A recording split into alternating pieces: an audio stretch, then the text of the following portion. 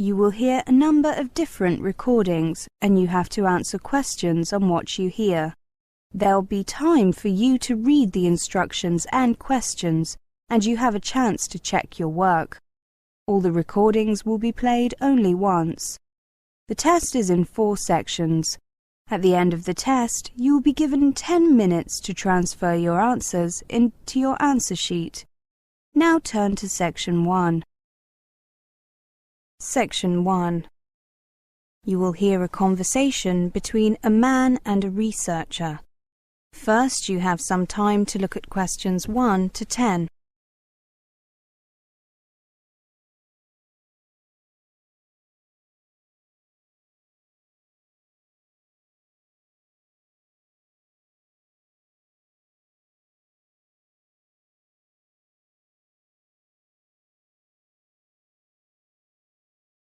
Now listen carefully and answer questions 1 to 10. Section 1. Good morning, sir. Are you enjoying the Perfect Home exhibition? Yes, I am. It's very interesting. I'm planning on buying a home in the near future, and this exhibition has given me some great ideas. I'm conducting a survey on behalf of the exhibition organisers. Can I take a few minutes of your time to ask you some questions? Yes, of course. Can we sit down? I'm rather tired after walking around the different exhibits and stands. Of course. I'll ask my colleague to get you a drink. Coffee? Yes, please. Milk and 1 sugar. Now, I suppose you'll need my name. Yes, Mr. Glass. William Glass. Double S. Do you have an email address, Mr. Glass? I do. It's wglass@email.com. I'll just fill in the date, 26th of February 2007. Right, what do you do, Mr. Glass? I work at the Ministry of Culture. I'm a civil servant. How old are you? 29. And your marital status? I live with my girlfriend. Right, single. Do you have any children? No. And could I ask you how much you earn? Well, I'd rather not say, to be honest. Could you just look at these ranges and say where you fit in? Oh, okay. There, 24 to 36,000. Okay, that's the personal information I need. Now I'd like to ask you about the property you live in. Do you live in a house or a flat, and how big is it? I live in a flat. About 100 square metres, a little under. Do you rent or is it yours? I have a mortgage. Now, you said that you were anticipating buying another home in the near future. Are you intending to get a house? Yes, I am. Just a small one. What's your budget like? Well, the bank has said that they'll allow me a mortgage of up to £100,000, so enough for a small house. When you say a small house, what kind of size were you thinking? Oh, perhaps a little under 200 square metres, with a garden of, I don't know, maybe 20 square metres. And when do you think you'll buy the property? Within the next 6 months, hopefully sooner. Ah, here's your coffee. Thank you, John. Mr. Glass, have you seen any particular properties that you are interested in? Yes, I have. There's an interesting development going on in the district of Hayden. The government has joined up with a private company to offer affordable housing there. It's on the outskirts of the city, but the transportation links look excellent. Regular buses to the underground station. That means that it will only take me an hour to get to work in the morning, not much more than it takes now. They're going to have some nice facilities nearby too. Yes, I'm looking forward to the cinema complex and the shopping centre, of course. I love films and shopping will be convenient. There's a golf course nearby too. Well, I'm sure many of the other residents will appreciate it. I'll join the fitness centre instead. Is your company involved in the development in any way? Oh, my company just does research. However, the private developer involved in that project is our client. These smaller houses are about 180 square metres, which suits you perfectly. Yes, property is so expensive in this city nowadays. It's good that the government is beginning to help those of us who don't make large amounts of money. Well, thank you very much. I'd like to give you these free gifts. Oh, well, thank you very much. A notebook and a pen are always useful, and the t-shirt will come in useful in the summer. Goodbye. Goodbye. That is the end of section 1. You now have half a minute to check your answers.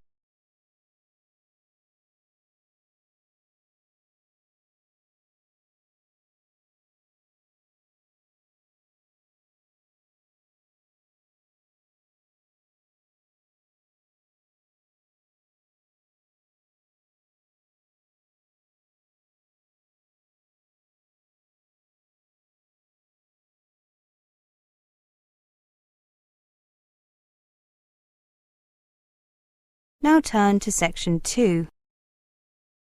Section 2. You'll hear a lecture. First, you have some time to look at questions 11 to 20.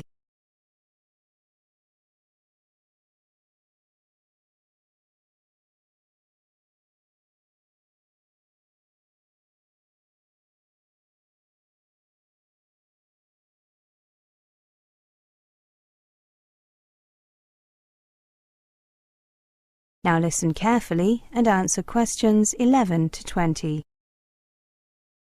Welcome everyone.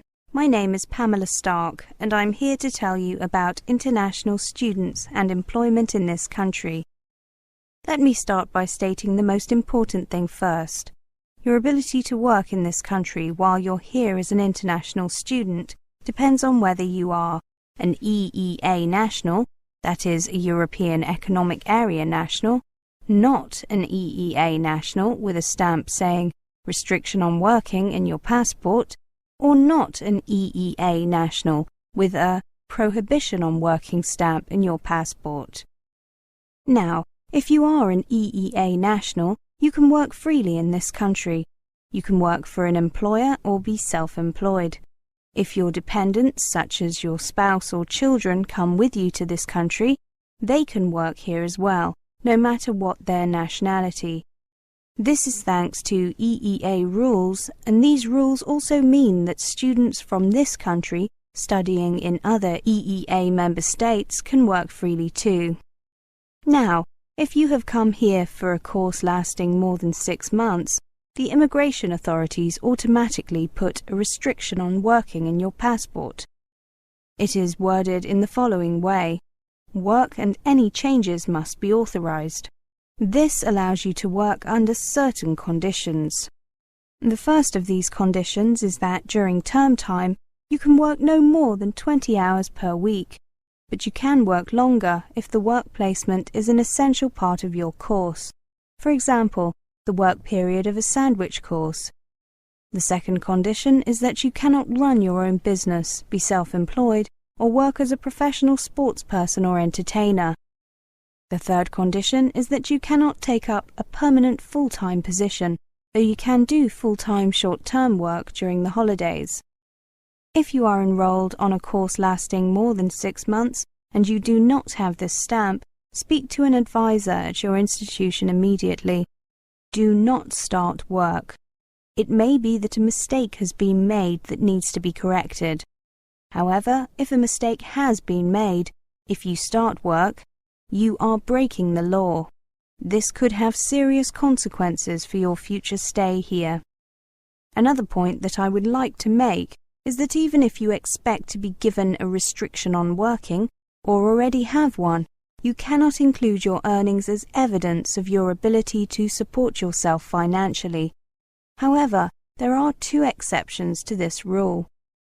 One is if you will be attending a publicly funded college or university, and the institution guarantees that it will employ you and can provide details of your pay. The other is if you will be attending a sandwich course at a publicly funded college or university, and the institution guarantees that there will be a job for you and can provide details of your pay. In those 2 cases, you can include these earnings as evidence of your ability to support yourself. If you are from a country outside the EEA and your course in this country lasts 6 months or less, the immigration authorities are likely to have put a prohibition on working in your passport. It is worded as follows: no work or recourse to public funds. This means that you are not allowed to work at all while you are here. If you have come for a course of 6 months or less and want to be able to work, for example because your course involves a work placement, you should have explained this when you applied for entry clearance or when you landed, if you did not get entry clearance in advance. If you have already been given a prohibition on working, you may be able to apply to have it changed. Ask the international officer or student advisor at your institution for advice. If you can provide evidence that you will be on a placement, your passport stamp will normally be changed. However, do not begin your placement before getting your stamp changed. Again, that is illegal and could affect your future studies in this country. Now, let's take a look at the situation if you are a non-EEA national and have brought your spouse or children with you. In that case, their passports will show the conditions that apply to them. They may be given either a prohibition on working, as explained above. This means they are not allowed to work, or they may have been given an entry clearance or stamp that does not mention employment at all. In this case, they are free to work in here without any limitations other than the right to start their own business. They will have been given this stamp if they have shown evidence that you, the student, have been given permission to be here for at least 12 months. Finally, let's take a look at working after your course ends. If you are a non-EEA citizen, until now the majority of non-EEA students have found it difficult to obtain permission to stay on in this country after their studies, for work, apart from if they were training for a professional or specialist qualification before returning home. However, the government is currently reviewing its policies, and some changes may be introduced that make it easier for students to stay on for work. You can find information about the current position if you click on Work Permits on the website listed on the leaflet I have given you. I should say that special provisions have always applied to doctors, dentists and nurses, and these will continue. That is the end of section 2. You now have half a minute to check your answers.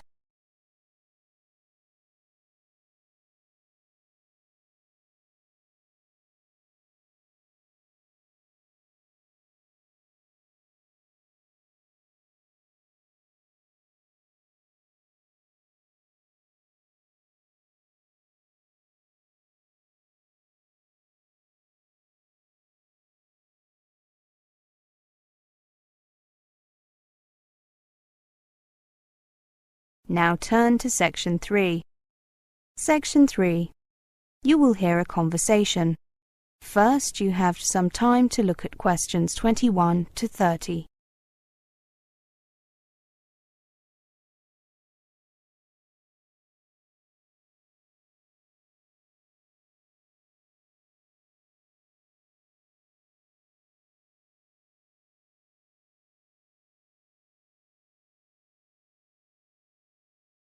Now listen carefully and answer questions 21 to 30. So, Jatinder and Ali, how did you deal with culture shock when you first came here to study? Well, Katerina, when I first arrived in the UK, I was just so excited to be living in a foreign country away from my parents that I just didn't really notice anything at first. How about you, Ali? Yeah, same here. That's quite typical, isn't it?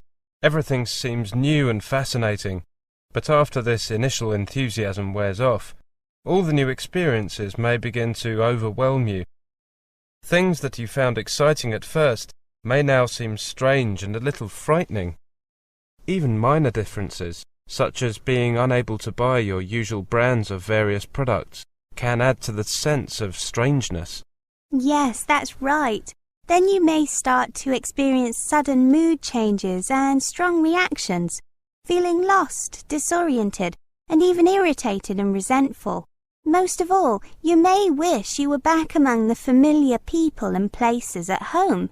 All international students can experience culture shock in some form, even those coming from countries with very similar lifestyles to those in the UK. It is important to understand that this reaction is entirely normal and that it will pass. Okay, so what suggestions do you have for me? Well, I made sure that I arrived early. I got here about 10 days before most of the other students, so that I could settle in before things got busy. Many universities run special induction programs for international students in the week before term begins. A typical induction program provides a tour of the college or university, an overview of its facilities and how to use them, help with registering for your academic program, and social events where you can meet other students and staff. This can help you to start to get used to your new environment. Yeah, I heard about those, but too late, unfortunately. Jatinder, did you go on an induction course like Ali? No, I wish I had, but my parents wouldn't let me go a day sooner than absolutely necessary. It was very annoying. Every university has counsellors who can give you practical advice on adjusting your new environment. These people have special training in offering advice and support, and they understand the challenges you face. They can listen to you sympathetically, offer practical suggestions, and refer you to other professionals if necessary. Your personal tutor and the staff in the international office of your college or university can also be helpful. Have you heard about the buddy or mentoring system? Students who have been at the university or college for a longer period give advice to new arrivals and are available for help and guidance throughout the year. There is information on schemes such as these at the Students' Union, or the International Student Association will help you become involved. I used the system when I arrived and found it really opened some doors socially. You know, I got to meet lots of people, like Ali, right? Right, Katerina. I think it's also important to keep in touch with home. Use the telephone, email and conventional mail to keep in contact with your friends and family at home. In larger towns or cities with large international communities like this one, you may be able to find people from your country. Spend some time with them. Many international students find that it helps to make contact with people from a similar background because they understand what you're going through. Spending time with people from your country can also be a relaxing break from the strangeness of the UK. You can speak your own language, eat your own foods and talk about what is going on back home. Yes, and don't forget that the university has a variety of cultural societies, as well as an active International Students Association. Ask at the Student Union. They may also have information about national or cultural groups outside the institution. Another thing you should try to do is to keep healthy and active. Make an effort to exercise regularly. You will feel better, and it can also be a good way to meet people. Eat a balanced diet and find a shop that sells food from your part of the world, so that you can enjoy familiar meals when you want them. That's a really good idea. I'll sign up at the University Sports Centre this afternoon. I don't know whether you believe in God, but if you do, remembering your faith can be helpful and comforting. If you follow a religion and worship regularly at home, you can keep this up while you're in the UK. It can provide a sense of stability and be a link to your life at home. Every major religion in the world is represented here, and most large cities have Muslim, Hindu, Sikh and Buddhist centres, as well as synagogues and churches of all denominations. The Student Union keeps a list of places of worship. I'm not religious, but I do see your point. So there's plenty I can do, practical things I mean. And above all, I need to remind myself that culture shock is normal and temporary. That's the end of section 3. You now have half a minute to check your answers.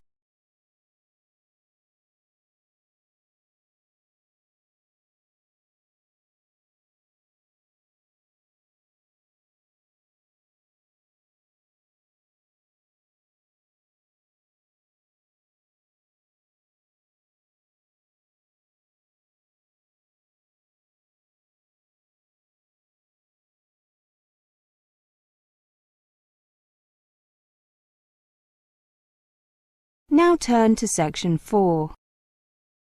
Section 4. You will hear a presentation on an online course. First, you have some time to look at questions 31 to 40.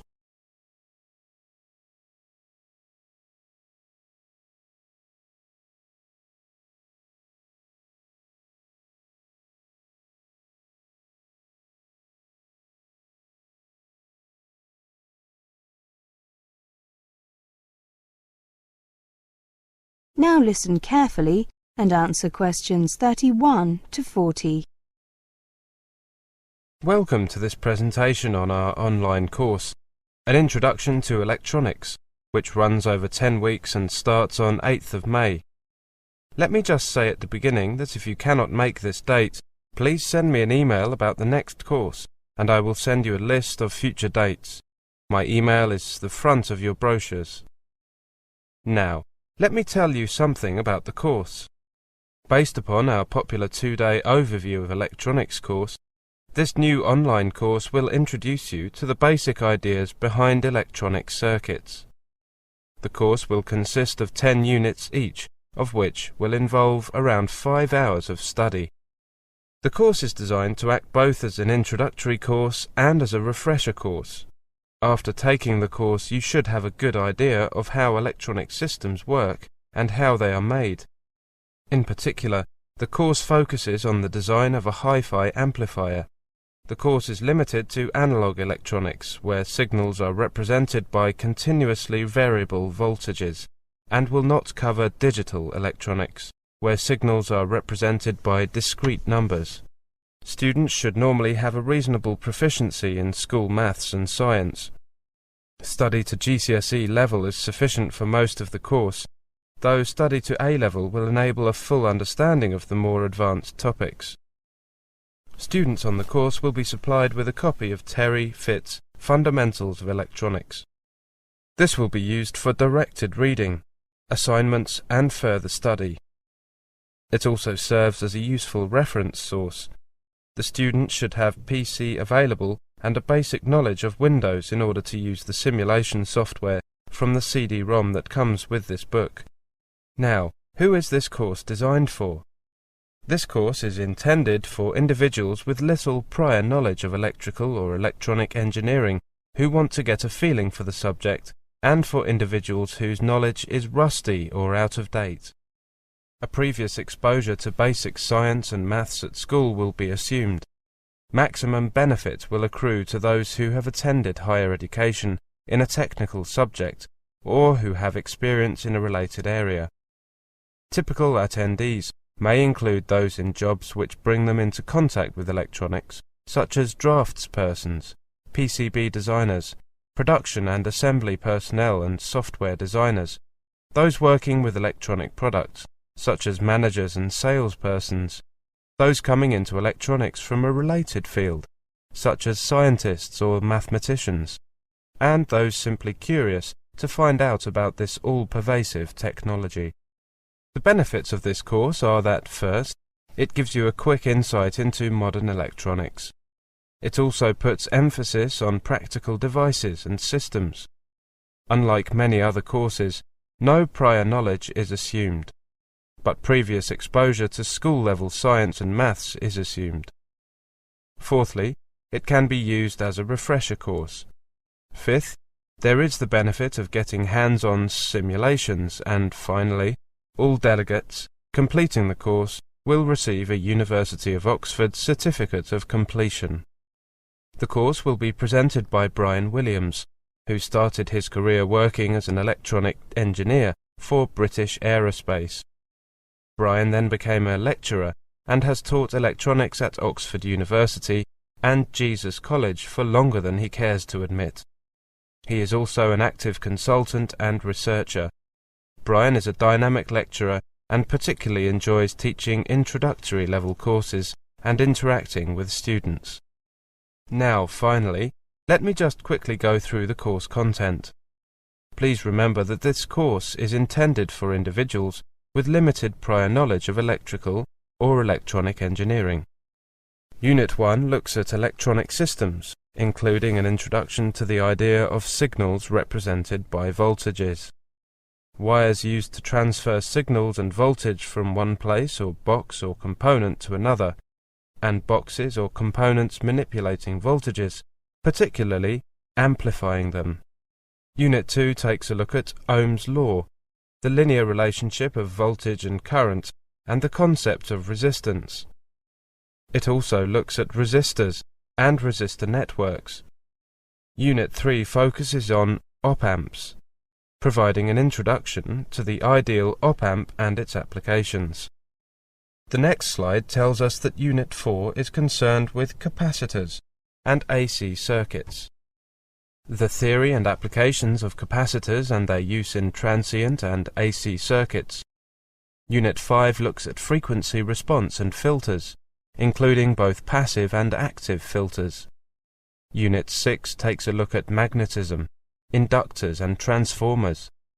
Looking at this next slide, we can see that Unit 7 covers RL and RLC circuits, including tuned filters and crossover networks. Unit 8 is entitled An Introduction to Semiconductors. It covers diodes and rectifiers, both theory and applications. This unit also looks at special purpose diodes. Unit 9 covers transistors, particularly bipolar transistors, including theory and typical circuits. The final unit, Unit 10, is a review unit with a little look at further applications. That is the end of Section 4. You now have half a minute to check your answers.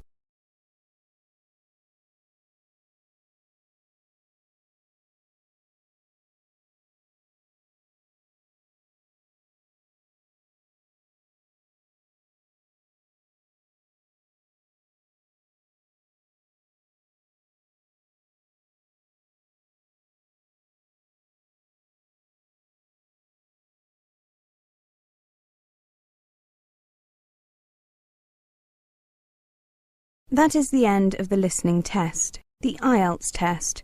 You now have 10 minutes to transfer your answers to the listening answer sheet.